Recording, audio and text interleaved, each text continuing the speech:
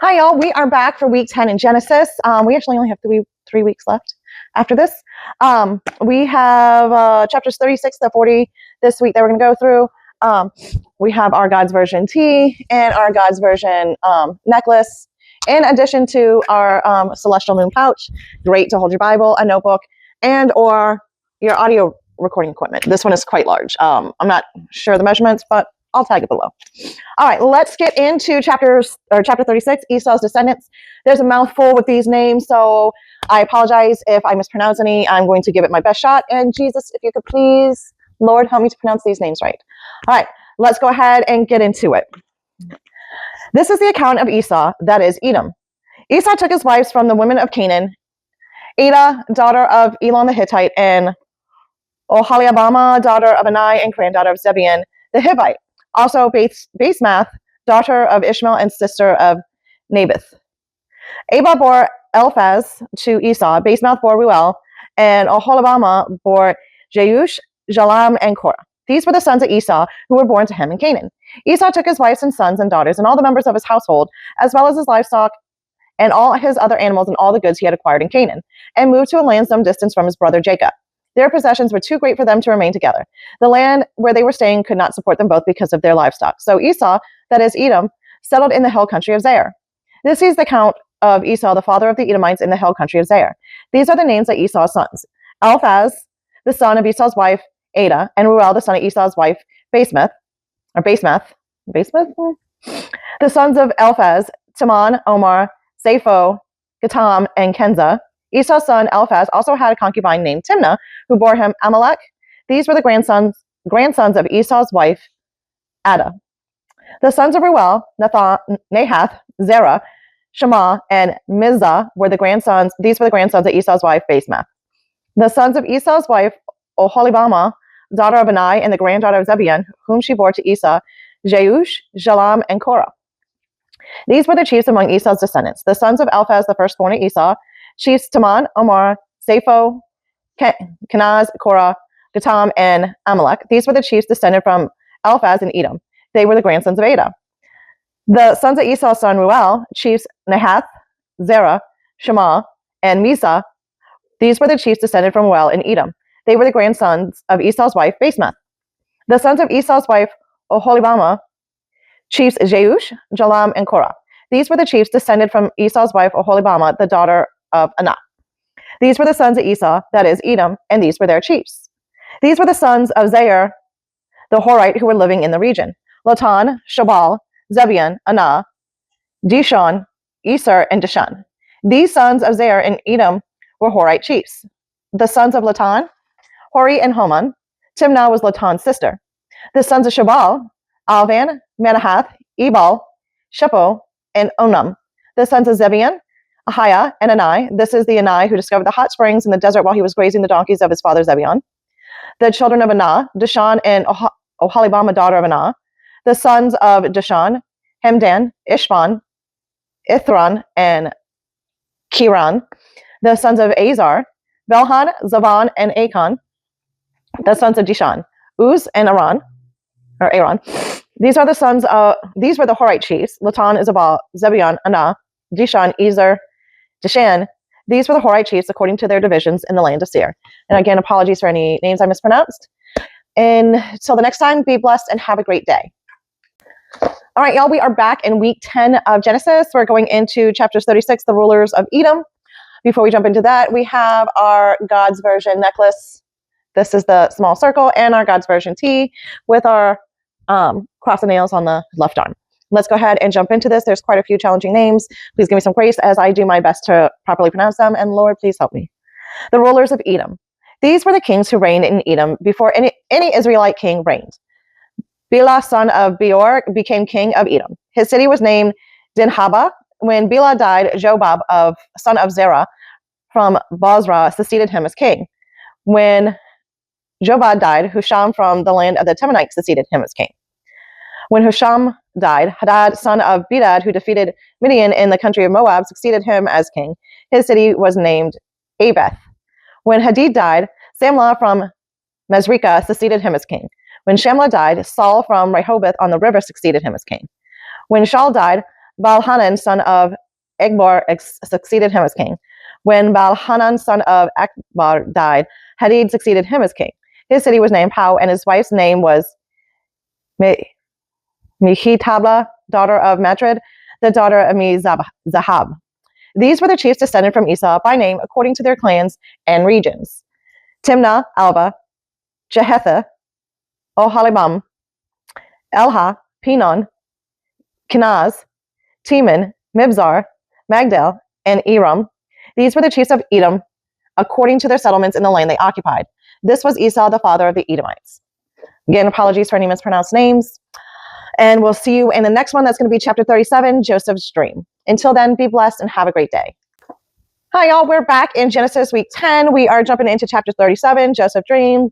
And speaking of dreams, we have our celestial moon pouch, gold zipper. Pretty roomy in here. Right now, this is holding all my microphones and stuff.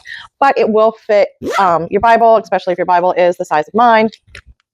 And maybe a notebook, some pens, highlighters, something like that. Apparently there's a thing called analog bags, and this would be a great way to organize all your doodads, pens, markers, highlighters. Anyways, enough of me rambling. Let's get into chapter 37, Joseph's dreams. Joseph's dreams. All right. Jacob lived in a land where his father had stayed, the land of Canaan. This is the account of Jacob. Joseph, a young man of 17, was tending the flocks with his brothers, the sons of Bilhah and the sons of Zilpah, his father's wives, and he brought their father a bad report about them. Now Israel loved Joseph more than any of his other sons because he had been born to him in his old age, and he made a richly ornamented robe for him. When his brothers saw that their father loved him more than any of them, they hated him and could not speak a kind word to him. Joseph had a dream, and when he told it to his brothers, they hated him all the more. He said to them, "Listen to this dream I had. We were binding sheaves of grain out in the field when suddenly my sheaf rose and stood upright, while your sheaves gathered around mine and bowed down to it." His brother said to him, "Do you intend to reign over us? Will you actually rule us?" And they hated him all the more because of his dream and what he had said.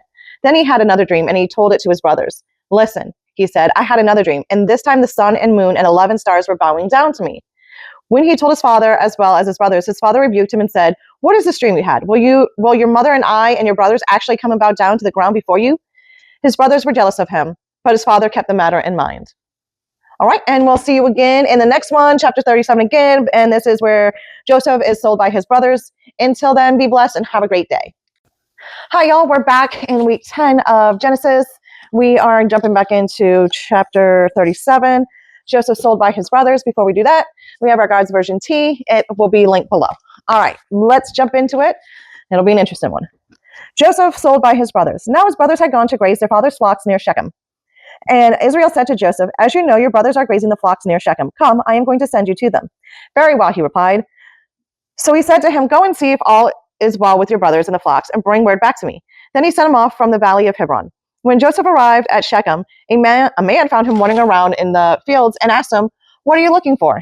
He replied, "I'm looking for my brothers. Can you tell me where they are grazing their flocks?" "They have moved on from here," the man answered. "I heard them say, 'Let's go to Dothan.'" So Joseph went after his brothers and found them near Dothan. But they saw him in the distance, and before he reached them, they plotted to kill him. "Here comes that dreamer," they said to each other. "Come now, let's kill him and throw him into one of the cisterns and say that a fierce animal devoured him. Then we'll see what comes of his dreams." When Reuben heard this, he tried to rescue him from their hands. "Let's not take his life," he said. "Don't shed any blood. Throw him into the cistern here in the desert and don't lay a hand on him." Reuben said this to rescue him from them and take him back to his father. So when Joseph came to his brothers, they stripped him of his robe, the richly ornamented robe he was wearing, and they took him and threw him into the cistern. Now the cistern was empty. There was no water in it. As they sat down to eat their meal, they looked up and saw a caravan of Ishmaelites coming from Gilead. Their camels were loaded with spices, balm, and myrrh, and they were on their way to take them down to Egypt. Judah said to his brothers, "What will we gain if we kill our brother and cover up his blood? Come, let's sell him to the Ishmaelites and not lay our hands on him. After all, he is our brother, our own flesh and blood." His brothers agreed. So when the Midianite merchants came by, his brothers pulled Joseph up out of the cistern and sold him for 20 shekels of silver to the Ishmaelites, who took him to Egypt. When Reuben returned to the cistern and saw that Joseph was not there, he tore his clothes. He went back to his brothers and said, "The boy isn't there. Where can I turn now?"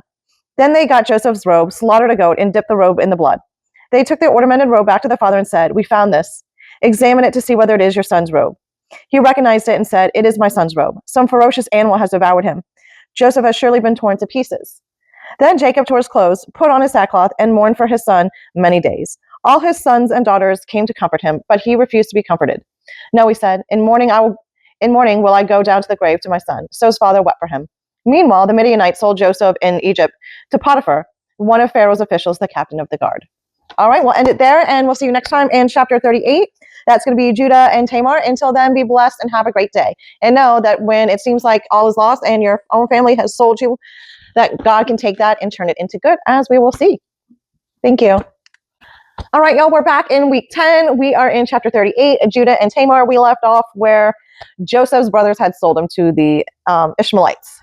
So before we get into it, we have our God's Version tee and our God's Version necklace. I'll have a link below, and let's get into Judah and Tamar. At the time, Judah left his brothers and went down to stay with a man of Adullam named Hira. There, Judah met the daughter of a Canaanite man named Shua. He married her and lay with her. She became pregnant and gave birth to a son, who was named She conceived again and gave birth to a son and named him Onah. She gave birth to still another son and named him Shelah. It was at Kisbah that she gave birth to him. Judah got a wife for his firstborn, and her name was Tamar. But Judah's firstborn, was wicked in the Lord's sight, so the Lord put him to death. Then Judah said to Onah, lie with your brother's wife and fulfill your duty to her as a brother-in-law to produce offspring for your brother. But Onah knew that the offspring would not be his, so whenever he lay with his brother's wife, he spilled his semen on the ground to keep from producing offspring for his brother. What he did was wicked in the Lord's sight, so he put him to death also. Judah then said to his daughter-in-law Tamar, live as a widow in your father's house until my son Shelah grows up, for he thought he may die too, just like his brothers. So Tamar went to live in her father's house. After a long time, Judah's wife, the daughter of Shua, died. When Judah had recovered from his grief, he went up to Timnah to the men who were shearing his sheep, and his friend Hira, the Adullamite, went with him. When Tamar was told, your father-in-law is on his way to Timnah to shear his sheep, she took off her widow's clothes, covered herself with a veil to disguise herself, and then sat down at the entrance to Enamah, which is on the road to Timnah. For she saw that, though Shelah had now grown up, she had not been given to him as his wife. When Judah saw her, he thought she was a prostitute, for she had covered her face, not realizing that she was his daughter-in-law. He went over to her by the roadside and said, come now, let me sleep with you. And what will you give me to sleep with you? She asked. I will send you a young goat from my flock, he said. Will you give me something as a pledge until you send it? She asked. He said, what pledge should I give you? Your seal and its cord, and the staff in your hand, she answered. So he gave them to her and slept with her, and she became pregnant by him. After she left, she took off her veil and put on her widow's clothes again. Meanwhile, Judah sent the young goat by his friend, the Adullamite, in order to get his pledge back from the woman, but he did not find her. He asked the men who lived there, where is the shrine prostitute who is beside the road in Enamah? There hasn't been any shrine prostitute here, they said. So he went back to Judah and said, I didn't find her. Besides, the men who lived there said there hasn't been a shrine prostitute here. Then Judah said, let her keep what she has, or we will become a laughingstock. After all, I did send her this young goat, but you didn't find her. About 3 months later, Judah was told, your daughter-in-law Tamar is guilty of prostitution, and as a result, she is now pregnant. Judah said, bring her out and have her burned to death. As she was being brought out, she sent a message to her father-in-law. I am pregnant by the man who owns thee, she said, and she added, see if you recognize whose seal and cord and staff these are. Judah recognized them and said, she is more righteous than I, since I wouldn't give her to my son Shelah, and he did not sleep with her again. When the time came for her to give birth, there were twin boys in her womb. As she was giving birth, one of them put out his hand, so the midwife took a scarlet thread and tied it on his wrist and said, this one came out first. But when he drew back his hand, his brother came out, and she said, so this is how you have broken out. And he was named Perez.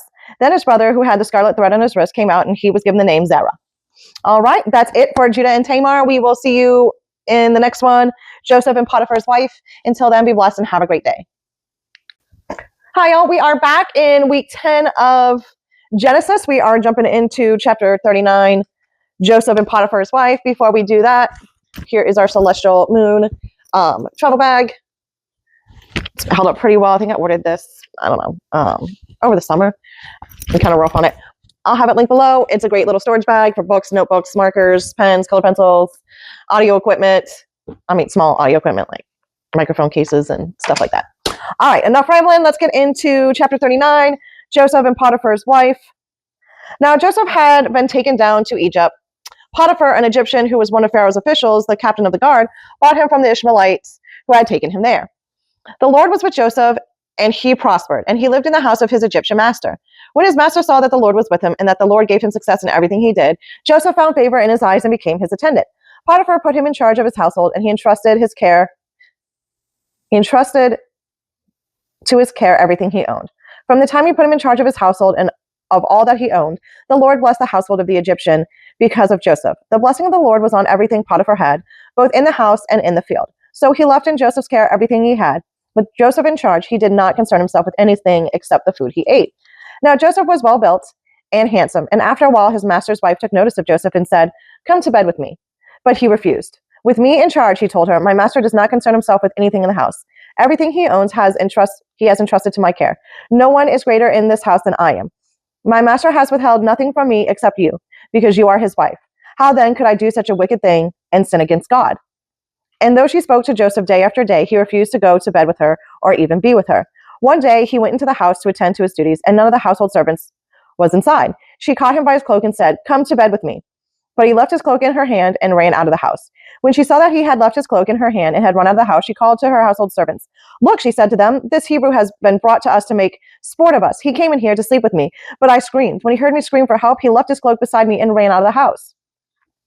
She kept his cloak beside her until his master came home. Then she told him the story. "That Hebrew slave you brought us came to me to make sport of me, but as soon as I screamed for help, he left his cloak beside me and ran out of the house."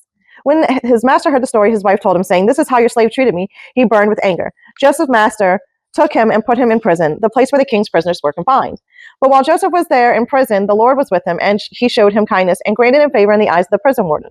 So the warden put Joseph in charge of all those held in the prison, and he was made responsible for all that was done there. The warden paid no attention to anything under Joseph's care, because the Lord was with Joseph and gave him success in whatever he did. All right, y'all, that is it for chapter 39. We'll be in chapter 40 next time. Until then, be blessed and have a great day. Hi, y'all. We're back in Genesis week 10, wrapping up the week with chapter 40, the cupbearer and the baker. Before we jump into it, I have the God's Version tee. I'll have it linked below. And we also have our God's Version necklace. This is the rose gold one. Let's jump into chapter 40 and get into it. The cupbearer and the baker. Sometime later, the cupbearer and the baker of the king of Egypt offended their master, the king of Egypt. Pharaoh was angry with his two officials, the chief cupbearer and the chief baker, and put them in custody in the house of the captain of the guard, in the same prison where Joseph was confined. The captain of the guard assigned them to Joseph, and he attended them. After they had been in custody for some time, each of the two men, the cupbearer and the baker of the king of Egypt, who were being held in prison, had a dream the same night, and each dream had a meaning of its own. When Joseph came to them the next morning, he saw that they were dejected. So he asked Pharaoh's officials who were in custody with him in his master's house, "Why are your faces so sad today?" "We both had dreams," they answered, but there was no one to interpret them. Then Joseph said to them, "Do not interpretations belong to God? Tell me your dreams." So the chief cupbearer told Joseph his dream. He said to him, "In my dream, I saw a vine in front of me, and on the vine were 3 branches. As soon as it budded, it blossomed, and its clusters ripened into grapes. Pharaoh's cup was in my hand, and I took the grapes, squeezed them into Pharaoh's cup, and put the cup in his hand." "This is what it means," Joseph said to him. "The 3 branches are 3 days. Within 3 days, Pharaoh will lift up your head and restore you to your position. And you will put Pharaoh's cup in his hand, just as you used to do when you were his cupbearer. But when it all goes well with you, remember me and show me kindness. Mention me to Pharaoh and get me out of this prison. For I was forcibly carried off from the land of the Hebrews, and even here I have done nothing to deserve being put in a dungeon." When the chief baker saw that Joseph had given a favorable interpretation, he said to Joseph, "I too had a dream. On my head were 3 baskets of bread. In the top basket were all kinds of baked goods for Pharaoh, but the birds were eating them out of the basket on my head." "This is what it means," Joseph said. "The 3 baskets are 3 days. Within 3 days, Pharaoh will lift off your head and hang you on a tree, and the birds will eat away your flesh." Now on the 3rd day was Pharaoh's birthday, and he gave a feast for all his officials. He lifted up the heads of the chief cupbearer and the chief baker in the presence of his official. He restored the chief cupbearer to his position so that he once again put the cup in Pharaoh's hand. But he hanged the chief baker just as Joseph had said to them in his interpretation. The chief cupbearer, however, did not remember Joseph. He forgot him. All right, y'all, that's it until next week. Until then, be blessed and have a great day.